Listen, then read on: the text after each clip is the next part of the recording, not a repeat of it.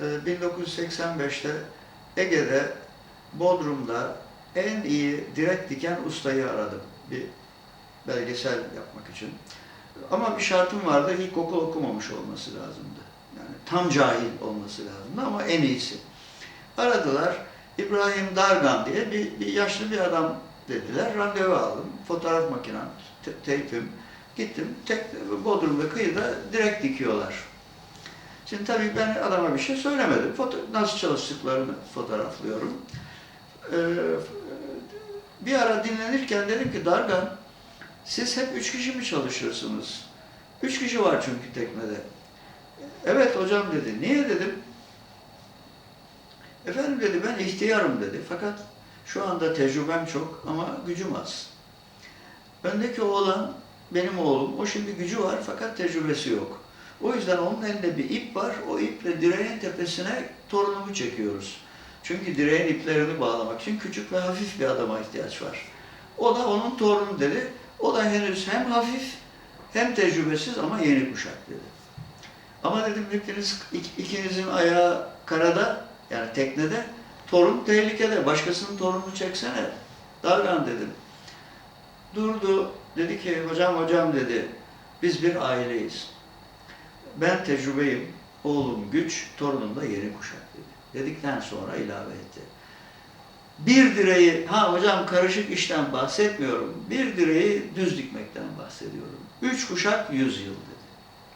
Ben de ilave ettim ama herkesin de doğru yerde durması kaydıyla.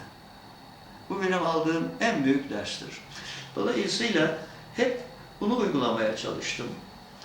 Akademiden mezun olduğum zaman beni direğin tepesine çeken güçler vardı. Ben iyi işler yaptıysam arkamdaki tecrübe ve güç beni doğru iş yapmaya sevk etti. Bir süre sonra ben de güçlendim. Ve bu defa ipi ben çekmeye başladım. İşte o ipi çekmeye başladığım dönemdeki öğrenci ve asistanlarım da bu defa onları direğin tepesine çekerek geldik. Aradan zaman geçti, bugüne geldik. Ben artık ihtiyarım. Fakat gücüm yok, fakat şeyim var, bilgim var, tecrübem var. Dolayısıyla bizim mesleklerde ve mümkünse bütün mesleklerde insanların bu aşamalarda doğru tarihlerde, doğru yerde durması gerektiğine inanıyorum. Gücüm varken, yani daha doğrusu direğin tepesindeyken eğer beni tutan güçlü şirketler, onların tepe noktasındaki Vehbi Koçlar, şunlar bunlar olmasaydı ben bunların hiçbirisini yapamazdım. Dolayısıyla bunları ben yaptım ama bana aslında onları yaptıran o dönemde arkamda bulunan güçlü ve deneyimli kişilerdir. Onların hepsine saygı borcum vardır. O yüzden ben de bütün öğrencilerime, asistanlarıma, meslektaşlarıma böyle davranmak zorundaydım.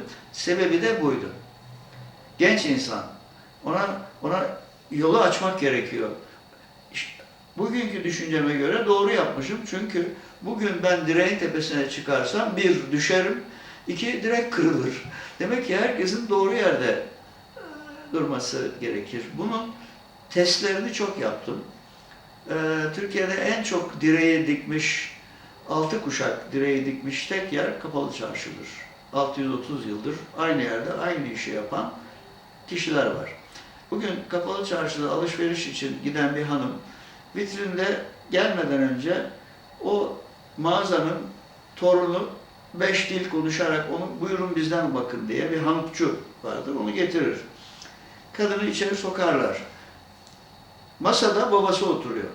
Babası da hanıma şeyleri gösterir, işte kolyeler, yüzükler neyse fiyatını söyler. Hanım tereddüt edince arkada kasanın yanında oturan dede vardır. O da hanım sen ne istiyorsun der. Dolayısıyla mal böyle satılır. Bu konudaki kararım kesindir.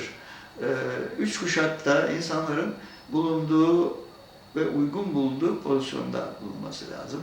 Bu görüş büyük bir tolerans getiriyor insana. Kimse benim rakibim değil, genç çocuklar benim arkadaşlarım, meslektaşlarım. Onlara yapılabilecek en iyi şeyi yapmamız lazım ve bu hikayeyi onlara anlatmamız lazım. Şu anda onlar direğin tepesinde ama yarın güçlendiği zaman kendini direğin tepesinde zannederse yaparsa hata yapar, direkten düşer.